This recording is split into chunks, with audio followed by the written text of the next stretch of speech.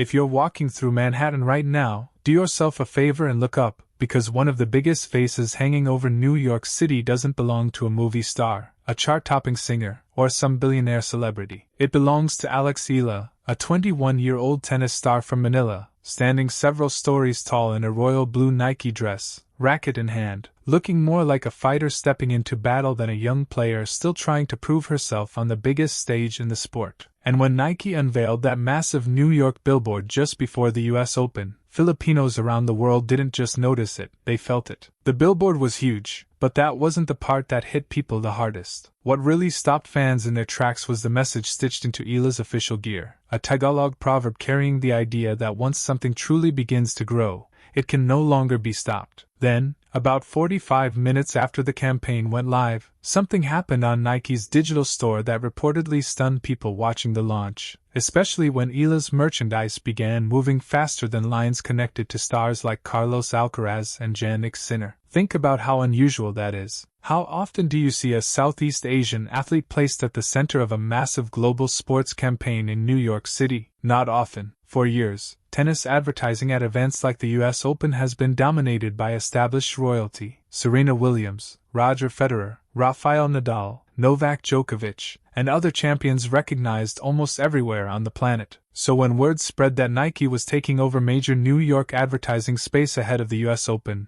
most fans assumed they knew exactly who would be featured: world number ones, multiple Grand Slam champions, the usual household names. And yes, those stars had their place. But right there with them, towering over Manhattan, was Alex Eala. Her kit featured two Tagalog messages, one expressing the idea that once growth takes hold, it cannot be stopped, and another carrying the familiar meaning of, "As you sow, so shall you reap." For Filipino fans, those words weren't just branding, they felt personal. When photos of the billboard started spreading online, overseas Filipino workers in New York were reportedly hopping on late-night trains into Manhattan just to see it in person and take a photo underneath it. Videos showed up on social media of fans standing near 7th Avenue, emotional, smiling, and in some cases fighting back tears. And it's easy to understand why. To them, this wasn't simply a shoe company putting an athlete on a wall. It was a Filipino tennis player standing in one of the biggest sports and media markets on earth, occupying space that for generations felt reserved for somebody else. It felt like a rival. Then the merchandise drop took the story to another level. Alongside the Billboard campaign, Nike rolled out Eala's custom line, including a royal blue slam dress priced at $140 and a $42 signature t-shirt featuring Sampaguita-inspired floral details with her name across the back. Now imagine the setup. You have a multi-billion-dollar sports brand launching apparel connected to some of the most famous players in tennis. And right there on the same digital storefront is a shirt tied to a 21-year-old rising star. On paper, the easy prediction is that the long-established champions sell first. But that's not what happened. Within minutes of the launch, fans online began noticing something remarkable. Eala's signature shirt had sold through its available sizes, from XS all the way to XXL, while merchandise connected to some of the men's biggest names was still sitting on the site with sizes available. Whether you call it Eala Mania, Filipino pride, or simply the power of an intensely loyal fan base, the message was hard to miss. Nike wasn't just dealing with a promising tennis player. It was dealing with an athlete whose supporters were ready to show up immediately, spend money, share the moment,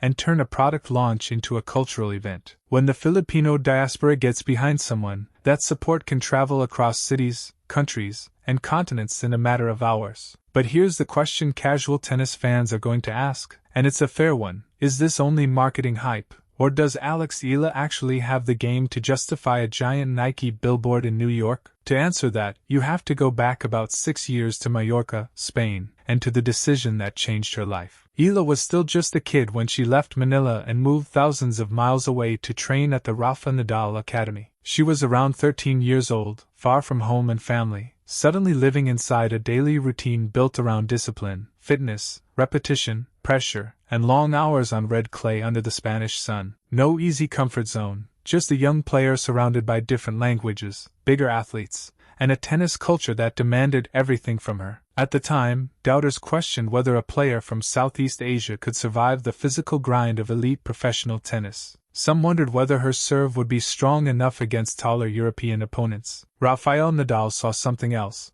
The 14-time French Open champion watched her work and praised the kind of effort and discipline that can't simply be handed to a player. That belief mattered, but Eala still had to earn every step. She went on to collect major junior success, including Grand Slam titles in singles and doubles, and then made the difficult jump into the professional game, where talent alone doesn't protect you. She had to prove she could beat players who were stronger, older, more experienced, and already comfortable on the biggest stages. And she started doing exactly that. Think back to the Miami Open, when she walked on court as the underdog and took down world number 1 Iga Swiatek with fearless ball striking and the kind of confidence that made the tennis world stop and pay attention. Then came Washington, where she battled through punishing heat, took down Grand Slam champion Jessica Pegula, and lifted a historic WTA trophy. Those moments weren't lucky breaks. They were the result of years of work most fans never saw: early mornings in Spain, endless drills, lonely days away from home, physical training, losses, adjustments, and growing pressure. Every one of those miles led straight to that billboard in Manhattan. It wasn't a corporate gift dropped into her lap. The opportunity existed because Eala forced the tennis world to notice her. And now we arrive at the place where all of that attention gets tested: the US Open in Flushing Meadows, Queens. New York is a unique stage for Eala because Queens is home to one of the largest Filipino communities in North America. That changes the energy completely. When she walks onto court in New York, she may be playing an American Grand Slam, but the atmosphere can feel a whole lot closer to Manila. Every winner gets a roar. Chants of her name can echo through the stands. Opponents aren't simply facing a 21-year-old rising star across the net. They can feel an entire section of fans reacting to every point. And now, for Eala, the challenge is different from what it used to be. She's not the unknown qualifier slipping quietly through the draw anymore. Her face is hanging over Manhattan. Her shirts are selling out. Opponents are studying her forehand, movement, serve patterns, and tendencies under pressure. Coaches are breaking down film. Fans are expecting wins. Sponsors are watching. The spotlight is directly on her. So the real question heading into this US Open is whether Eala can turn all of that momentum, attention, and emotion into a deep Grand Slam run. Can she stay calm when the crowd is roaring? Can she handle being the player everybody is waiting to see? Can she keep attacking when opponents arrive with a detailed plan specifically designed to stop her? We're about to find out. But no matter how far she goes in the draw, something important has already changed. The moment that Billboard lit up in New York, young players across the Philippines, and across places like Jakarta, Bangkok, and other parts of Southeast Asia, were given a different picture of what professional tennis can look like. For decades, many kids in that part of the world watched the sport from a distance and saw champions who came from somewhere else. Now a 10-year-old girl hitting balls on a public concrete court in the Philippines can look at the New York skyline, see Alex Eala standing several stories high, and think, "She looks like me. She comes from where I come from. She speaks the language my family speaks, and she made it there." That's bigger than a billboard. That's what representation looks like when it becomes real. So when Nike put a message on Eala's gear saying, in spirit, that once something grows, it cannot be stopped, it didn't feel like just another advertising slogan. It felt like a description of the moment itself. Alex Eala's rise is a reminder that when talent, sacrifice, belief, and relentless work come together, the world eventually has no choice but to pay attention. And now the biggest question is what she does next. If this story gave you chills, make sure you subscribe so you don't miss the next chapter of her journey. And if you want to see how Eala shocked the tennis world against top-ranked opponents, check out the video on your screen right now, because that story is where this incredible rise really started to explode.